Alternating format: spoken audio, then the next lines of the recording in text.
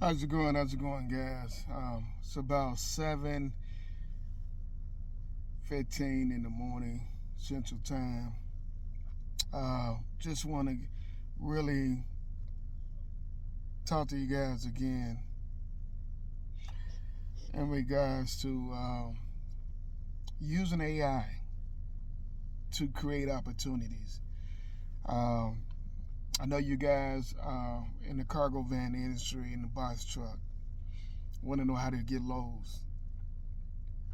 Want to know how to secure contracts. Guys, I'm gonna tell you right now, I'm using AI for everything. Right? Uh, I have a book. It's called Grants Blueprint 2025. Guys, this book is inspired from AI, and it gives you everything you need to know how to start your business, guys. If you know what I did when I decided to write this book was people kept on asking me, they don't have the money to get started, right? And I said, what better way to help people by creating a book so they can write grants? Guys, they are every single year, you probably have hundreds or not even thousands or corporations, just corporations, not government, right? We get into the government in a minute, right?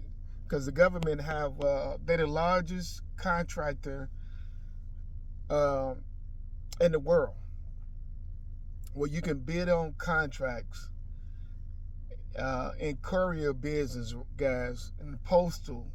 You want to know how companies are delivering post baskets for the post office? It's through government contract.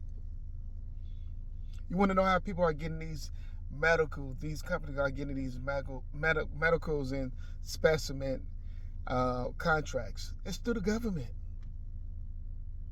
right? So a lot of these corporations and these small companies, they are inspired to help small business. Small business is the backbone for America. When small business do well, big business do well. It's not the other way around. It's the small business, because the big business have to sell to small business, or they have to sell to consumers, right?